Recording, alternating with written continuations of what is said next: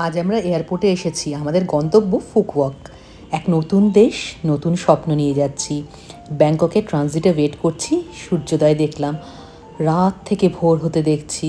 আমাদের ফুকুওকের flight Bangkok থেকে ছাড়লো দুপুর 12টায়। আর এখানে মানে ব্যাংককে পৌঁছেছিলাম ব্যাংকক টাইম ভোর 4:30। ঘুম হয়নি আমার একদমই। সেই অবস্থাতেই আমরা রওনা দিলাম ফুকুওকের উদ্দেশ্যে। দুপুর 1:20 আমরা এই স্বপ্নের দ্বীপে পৌঁছলাম। আমাদের তিনজনের আসতে পড়েছে 52,000 টাকা একটা ফ্লাইটে, আর মিল ইনক্লুডেড ছিল এর মধ্যেই। আর থাই এয়ার এশিয়াতে আমরা এসেছি। আর ল্যান্ড করেই দেখছি এখন যেহেতু চাইনিজ নিউ ইয়ার আর ভিয়েতনামিজ নিউ ইয়ার চলছে, তো এয়ারপোর্ট থেকেই সাজানো হয়েছে। সিম নিলাম, রেড চার্টটা দিয়ে দিলাম। আপনারা জুম করে দেখে নিতে পারেন। অনেকে এখানে এসে গাড়ি বুক করেন, কিন্তু আমরা গাড়ি বুক করে এসেছি। আমরা গতবার ভিয়েতনাম এসেছিলাম, মানে 2024 ডিসেম্বরে আমরা ভিয়েতনাম এসেছিলাম। তখন যে এজেন্সির থ্রু দিয়ে আমরা বুকিংগুলো করেছিলাম তাকে দিয়ে আমরা বুকিং করেছি। আপনারা যদি জানতে চান, তার নাম্বার পেতে চান, আমি দিয়ে দেবো। এই রুমে আমরা প্রবেশ করে গেলাম। আমরা এখন চেক ইন করলাম আমাদের হোটেলে, ভিন হলিডেজ। অপূর্ব হোটেলটা, আর হোটেলটা গ্র্যান্ড ওয়ার্ল্ডের ভেতরই। এই যে পেছনে দেখতে পাচ্ছেন, ওটা ভিন ওয়ান্ডার্সে। গ্র্যান্ড ওয়ার্ল্ডের পেছনেরটাই হচ্ছে ভিন ওয়ান্ডার্স। আমরা এখন যাচ্ছি গ্র্যান্ড ওয়ার্ল্ডে। রেডি হয়ে গিয়েছি। রুমটা খুব সুন্দর ছিল, কিন্তু আমরা আগামীকাল নেব আরেকটা রুম বুক করেছি, সেটা সুইট রুম। আজকের রুমটাও বেশ ভালো ছিল, সেই রুমটা আমি পরে দেখাবো। হোটেলটা তো বিশাল বড়। হোটেলের এক প্রান্ত দিয়ে ঢুকেছি আর আরেক প্রান্ত দিয়ে বেরোলেই গ্র্যান্ড ওয়ার্ল্ড। ডান দিকে সুইমিং পুল, বিশাল আকারের সুইমিং পুল। ভেতরটা এত সুন্দর করে সাজানো গোছানো, সবুজ ঘাস আর বেশ বড় সুইমিং পুল। আর আমি হোটেলের একটা পরে আলাদা ভিডিও পোস্ট করব, তখন বুঝতে পারবেন হোটেলটা যে কী অপূর্ব, কী সুন্দর। এই যে পার্কটা, বাচ্চাদের যে পার্কটা, এত অপূর্ব লাগছে গ্রিনারিজের মধ্যে। আর আমার কি ইচ্ছে করছে এটার মধ্যে উঠতে।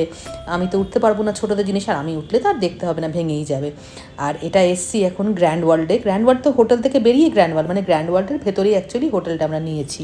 যদিও প্রচুর ছবি দেখে, ভিডিও দেখে, রিসার্চ করে, ইউটিউব দেখে, সব কিছু দেখে আমরা বুকিংটা করে এসেছি। অনেক ছবি দেখেছিলাম, অনেক ভিডিও দেখেছিলাম, কিন্তু এখানে এসে বিশ্বাস করুন চোখ ধাঁধিয়ে যাচ্ছে। ইউরোপের ভাইবস, মানে এটা গ্রিসে আছি না আমি ভেনিসে আছি আমি নিজেও বুঝতে পারছি না। যদিও এখানের লেকটাকে ভেনিস বলা হয়। আর এখানের যে গন্ডোলাটা, ভেনিস গন্ডোলা, একটা বোট রাইড আছে, সেটা আমি দেখাবো। প্রথমে আগে আমরা এখানে এখন হেঁটে আগে দেখে নিচ্ছি, এরপরে আমরা একটা এখান থেকে বাগি নিয়ে নিচ্ছি। না, বাগিটা তাহলে এখন নেব না, আমরা আগে ওই যে দেখা যাচ্ছে একটা টয় ট্রেন, ওই টয় ট্রেনটাতে চড়ি। টয় ট্রেনটা এখানে বলছে পুরোটাই ঘোরাবে, পুরো গ্র্যান্ড ওয়ার্ল্ড ঘোরাবে। তাহলে বাগির চেয়ে টয় ট্রেনটা চড়তে বেশি ইচ্ছে করছে। টয় ট্রেনটায় চলুন চড়ে বসি। এবার টয় ট্রেনটাতে চড়ে বসে টয় ট্রেনটা দেখছি পুরো ঘোরাচ্ছে। এখানের আশপাশের সমস্ত কিছু দেখা যাচ্ছে, জানলাগুলো খোলা। কি যে অপূর্ব লাগছে যে কি বলবো। আর চারিদিকে দেখুন যে বাড়িগুলো রয়েছে নানা রকম রঙের, আর একদম প্ল্যান্ড একটা আইল্যান্ড। মানে ভিয়েতনামে এত যে সুন্দর একটা আইল্যান্ড আছে, আমি সত্যি বলছি, আমি এত জায়গা পৃথিবীর বেরিয়েছি, এটা আমার সেরা লেগেছে। আর এখানে এসে দেখছি সারা পৃথিবীর বিভিন্ন দেশ থেকে মানুষজন এসেছেন। চীন, কোরিয়া, জাপান, অস্ট্রেলিয়া, কোথা থেকে না মানুষজন এসেছেন এখানে। এত লোকজনের সমাহার। প্রথমত এখন ওনাদের নিউ ইয়ার চলছে যেহেতু, সেই কারণে ওরা ভীষণ বেড়ায় এই সময়টাতে। আর এই জায়গাটা এতটাই এখন লোকের কাছে জনপ্রিয় হয়ে গেছে, ভারতীয়দের কাছেও কিন্তু এটা এখন বেশ জনপ্রিয়। তবে আমি এবার এখানে এসে বাঙালি পাইনি পুরো ট্রিপটাতে, কিন্তু বাঙালিদের আমি বলবো আসুন এখানে। অসম্ভব সুন্দর জায়গা, অসম্ভব, মানে পুরো ইউরোপের আপনি ফিলটা পাবেন। অথচ ইউরোপের থেকে সত্যি বলবো, আমি ইউরোপও গেছি, অনেক সুন্দর, এত পরিষ্কার পরিচ্ছন্ন মেনটেন, যে কারণে ইউরোপ, অস্ট্রেলিয়া, আমেরিকা থেকে লোকজন আসছেন শুধুমাত্র এই দ্বীপে থাকার জন্য। এখানে কি নেই, পাহাড় থেকে সমুদ্র থেকে, মানে পুরো শহরটাই যেন একটা অপূর্ব সুন্দর করে সাজানো, খুব প্ল্যান্ড, অ্যাকচুয়ালি প্ল্যান্ড। এটা একটা আইল্যান্ড। দেখছেন এখানে পুরো খাবারের দোকানগুলো সামনে রয়েছে। আর এটা এই যে লেকটা, এই লেকটাতেই গন্ডোলা রাইড হয়। এটাকে বলা হয় ভেনিস গন্ডোলা বোট রাইড। এটা সকাল 9টা থেকে বিকেল 6টা অবধি হয়। আর এটা 2.5 লাখ VND এটার কস্ট পড়ে। আমি ক্লুক থেকে বুক করেছিলাম, 714 টাকার মতো করে পড়েছিল পার পার্সন। আর ফার্স্ট পাস নিলে 1400 টাকা পার পার্সন পড়ে, মানে তাড়াতাড়ি আপনি আর কি বোটে রাইড করতে পারবেন। একটা বোটে 3-4 জন করেই নেয়, মানে একটা ফ্যামিলির লোকই একসাথে ওঠে মোটামুটি। বিশাল লাইন হয়, সুতরাং হাতে সময় নিয়ে আসবেন এখানে। এখানে। আমি দেখিয়ে দিচ্ছি আপনাকে কত লম্বা লাইন, আমরা এখন গিয়ে লাইনটা দেব। আর বেশ লম্বা লাইন, অনেকক্ষণ সময় লাগে, যদিও খুব তাড়াতাড়ি ক্লিয়ার করে দেয়, কিন্তু 15 মিনিট ধরে তো একটা রাইড হয়, একটা বোট রাইড চলে, সুতরাং অনেকগুলো বোট আছে, তো একটু তো টাইম লাগবেই, বেশ অনেকক্ষণ লাইনে দাঁড়িয়ে থাকতে হয়। আর গরমকালে এলে তো বেশ কষ্ট হয়। এখানে এসেই ম্যাঙ্গো জুস আগে নিয়ে নিয়েছি, আর ম্যাঙ্গো ক্রেপস আগে আমরা অর্ডার করে দিয়েছি, কারণ আমরা ক্রেপ ভীষণ ভালোবাসি।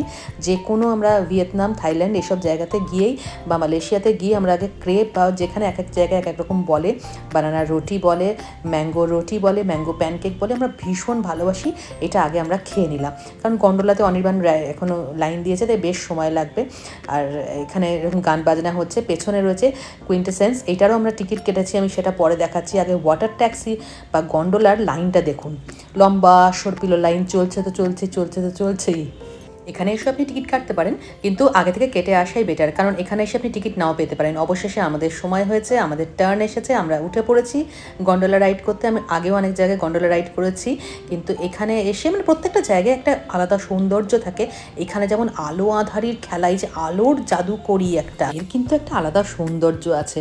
আপনি কত ছবি তুলবেন, কত ভিডিও করবেন, আপনি তো পাগল হয়ে যাবেন। আমি তো যেরকম অসাধারণ লেগেছে, মানে চোখ মন সব ভরে গেছে এখানে আসার পরে। সারা পৃথিবীতে ঘোরার পরে, মানে পৃথিবীর প্রচুর জায়গায় গেছি, এখনও প্রচুর জায়গা বাকি আছে, কিন্তু এই জায়গায় এসে অপূর্ব লেগেছে। আর এটা টেডি বিয়ার মিউজিয়াম, এটারও আমরা টিকিট কেটে এসেছি। সমস্ত জায়গায় টিকিট কিন্তু অনলাইন কেটে এলেই আমার মনে হয় আমাদের দেশের জন্য আর্থিকভাবে অনেকটা সুবিধে হয়, সাশ্রয়ী হয়। এটা টিকিটও ক্লুক থেকে বুক করে এসেছি। আর এটার মোটামুটি নানা রকম এক এক দিনে এক এক রকমের এটার প্রাইস রেঞ্জ থাকে, 675 থেকে 1700-র মধ্যে ভ্যারি করে। ক্লুকে আপনি যখন বুক করবেন, সেদিন যেরকম রেট থাকবে সেই অনুযায়ী কিন্তু আপনার এটার প্রাইসটা পড়বে। আর এখানে নানা রকমের টেডি বিয়ার রয়েছে, আর এই টেডি বিয়ারের শো হয়, আর এই টেডি বিয়ারগুলো কিন্তু চলমান, মানে এটা দেখলেই কিন্তু আমাদের পুতুল নাচের ইতিকথার কথা মনে পড়ে যায়। ভিয়েতনামে নানা রকমের আগের দুঃখের কথা, জায়েন্ট টেডি বিয়ার রয়েছে, সেইগুলোর শো হচ্ছে, এবং নানা রকমের দুঃখের কাহিনী, নানা রকমের যে শোষণ হতো এখানে শ্রমিকদের ওপর, সেগুলো এখানে তুলে ধরা হয়েছে টেডি বিয়ারের মাধ্যমে। বেশ সুন্দর লাগবে, বাচ্চাদের তো ভালো লাগবেই, আর বড়োদেরও বেশ ভালো লাগবে। আমরা তো কোনো ট্রাভেল এজেন্সির সঙ্গে আসি না, তাই আমরা পড়ে দেখে নিই যে কোনগুলো আমাদের ভালো লাগার, সেই জায়গাগুলো আমরা কভার করি। তারপরে আমরা যেমন যে দেশে যাই সেই দেশের খাবার খাই, আর ট্রাভেল এজেন্সির সাথে গেলে জেনারেলি ভারতীয় খাবার খাওয়ান ওনারা, তো সেটা খুবই ভালো কথা। কিন্তু আমরা যেহেতু যে দেশে যাই সেই দেশের খাওয়াটা ট্রাই করতে ভালোবাসি, তো সেই কারণে আমরা ট্রাভেল এজেন্সির থ্রু দিয়ে আসি না, সবসময় নিজেদের মধ্যে ঘুরি, তাহলে আমাদের নিজেদের একটা স্বাধীনতা বজায় থাকে আর কি। আর নানা রকমের টেডি বিয়ার, আর যে কোনো এই ধরনের অ্যামিউজমেন্ট পার্কেরই একটা বৈশিষ্ট্য হচ্ছে বেরোনোর পথ আপনার নেই, কিন্তু আপনাকে বেরোতে গেলে এই নানা রকম স্টোরের ভেতর দিয়ে বেরোতে হবে। আর এই স্টোরগুলোতে এমন চোখ ধাঁধানো জিনিসপত্রগুলো থাকে, যেগুলো বাচ্চা এবং বড়, আমি বাচ্চা এবং বড় এই কারণেই বলছি, কারণ আমারও খুব ভালো লাগে। আমার ক্লাস 10-এ পড়া মেয়ের যদি এগুলো ভালো লাগতে পারে, আর আমার তো ভালো লাগবেই, কারণ এই জিনিস কার না ভালো লাগে বলুন তো। পুতুল একটা এমন জিনিস, টেডি বিয়ার, সফট টয়েস, এগুলো সবারই আমার মনে হয় বেশ ভালো লাগে। তো এগুলোর থেকে আপনি চোখ এড়িয়ে বেরোতেই পারবেন না, এগুলোতে আপনার চোখ আটকে যাবেই। আর এত সুন্দর, এত নিট ফিনিশিং, কালারফুল নানা রকমের অ্যানিমালস, এগুলো মৎস্যকন্যা রয়েছে, অপূর্ব সুন্দর করে বানানো। আমার তো বেশ ভালো লাগে এগুলো দেখতে। নাই বা কিনতে পারি, একটু দাম তো বেশি বটেই এখানে, নাই বা কিনতে পারি, দেখতে তো ভালো লাগেই। খেলনাটা কি সুন্দর না, আমার তো বেশ ভালো লেগেছে। এখান থেকে টেডি বিয়ার মিউজিয়াম থেকে বেরিয়ে পড়লাম, এবার একটা বাগি নিয়ে নিলাম। আর এখানে বাগিগুলো সারাক্ষণ সামনে দিয়ে চলাফেরা করে, আপনি ওই এক একজন এক এক রকম বলে, কেউ 30,000, 40,000, 50,000, মোটামুটি আপনি ওই 40-50,000 ভিএনডির মধ্যেই আপনি পেয়ে যাবেন। এবার এখান থেকে চলে এলাম কুইন্টেসেন্স অফ ভিয়েতনাম, যেটার টিকিট আমরা কেটেই রেখেছিলাম। এটা 1072 টাকা করে পার পারসন পড়েছিল। এটাকে একটা ভিয়েতনামিজ কালচারাল শো এখানে হয়, এখানে ওপেন থিয়েটার রয়েছে এবং অপূর্ব করে সাজানো, দেখতে পাচ্ছেন কি কালারফুল। যেহেতু চাইনিজ নিউ ইয়ার চলছে আর ভিয়েতনামি স্টেটও চলছে, সেই কারণেই এত সুন্দর করে সাজানো, উৎসবের যেন একদম আঙিনা। আর এই যে স্টেজটা, এখানে এনারা যে এই খেলাটা দেখাচ্ছেন, আমরা সেই ছোটোবেলায় খেলতাম না সেই বাঁশ রেখে রেখে, সেরকম খেলাটাই কিন্তু এনারা দেখাচ্ছেন। এটা এনাদের জাতীয় খেলার মধ্যে পড়ে। তো এই ধরনের খেলা এনারা খেলে থাকেন, এই গ্রামে টামে এই ধরনের খেলা হয়। তো এইখানে আপনিও পার্টিসিপেট করতে পারেন। এই পোর্শনটা আমি জানি না সারা বছর হয় কি না, তবে এই সময়টা কিন্তু এটা হয়েছে। এরপরে মেন যে শোটা সেখানে আপনাকে নিয়ে যাওয়া হবে এবং সেখানে আপনি সেই শোটা দেখতে পাবেন। এই শোটার জন্য ওপেন গ্যালারিতে বসার ব্যবস্থা রয়েছে এবং এটা রাত্রির বেলাতেই হয়। শোয়ের টাইমিংগুলো আপনি জেনে নেবেন অবশ্যই। যাওয়ার আগে পুপাইও এটা করে নিল, বেশ মজাদার। কিন্তু এটা ওনারা গানের সাথে সাথে করছেন, গানটা আমি দিতে পারলাম না যদিও। খুব ইন্টারেস্টিং। আর ভারতীয়রা আছে, অল্প স্বল্প আমি ভারতীয় দেখতে পাচ্ছি এখানে। আর এখানে বেশ কিন্তু বাইরের লোকজন রয়েছে। এই দেখেছেন বাড়িটা কীরকম সরে সরে যাচ্ছে।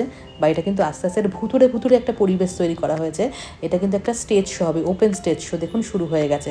লাইট অ্যান্ড সাউন্ড 3D এফেক্টসের মধ্যে দিয়ে এই শোটা করে দেখানো হয় ভিয়েতনামের পুরনো দিনের গল্পগুলোকে, গল্পকথা, রূপকথার গল্পগুলোকে তুলে ধরা হয় এখানে। এই শোজগুলো দেখতে দেখতে চলুন আপনাদের সাথে কিছু গল্প করি এখানের বিষয়। যেমন ভিয়েতনামে আমি যখন আগের বার এসেছিলাম তখন এখানে নানা রকমের আমি সি ফুড খেয়েছি। যেমন তার মধ্যে শ্রিমস, ক্র্যাব, ফিশ, ওয়েস্টার ছিল, স্কুইড ছিল। এগুলো সমস্ত একটা বড় বড় কড়ার মধ্যে এগুলো আপনাকে দিয়ে দেওয়া হয়, আর স্যুপ ঢেলে দেওয়া হয়। তারপরে কিছু ঘাস পাতা অমুক তমুক দিয়ে এরপরে আপনাকে ওটা সেদ্ধ করতে বলা হয়। আপনি নিজে সেদ্ধ করবেন, তারপরে করে এটা আপনি খেয়ে নেবেন। তো এরকমভাবে সেদ্ধ সেদ্ধ খেতে খেতে তো কিছু সি ফুড থেকে আমার মেয়ের একটু পেটে ইনফেকশান হয়ে গিয়েছিল। তো বেশ কয়েকদিন ধরেই খাচ্ছিলাম। তো এবারে যে কারণে আমরা একটু সি ফুডটা অ্যাভয়েড করবো বলেই ভেবে এসেছিলাম। কিন্তু এখানে এসে দেখলাম এখানের খাবারের ধরনটাই কিন্তু একেবারে অন্যরকম। ভিয়েতনাম হতে পারে, ভিয়েতনামের একটা আইল্যান্ড হতে পারে, কিন্তু এখানের খাওয়া দাওয়া একেবারে অন্যরকম।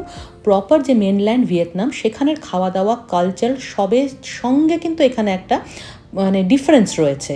যেমন এখানে ইউরোপের ধাঁচে যেহেতু করা হয়েছে, জায়গাটা সাজানো হয়েছে এবং ইউরোপীয় খাবারের কিন্তু এখানে প্রাধান্যটাই বেশি। আর শো এখানে যেই শেষ হয়েছে কুইন্টেসেন্সের, আমি বাইরে এসে দেখছি কি অপূর্ব ফায়ার ওয়ার্কস হচ্ছে এখানে।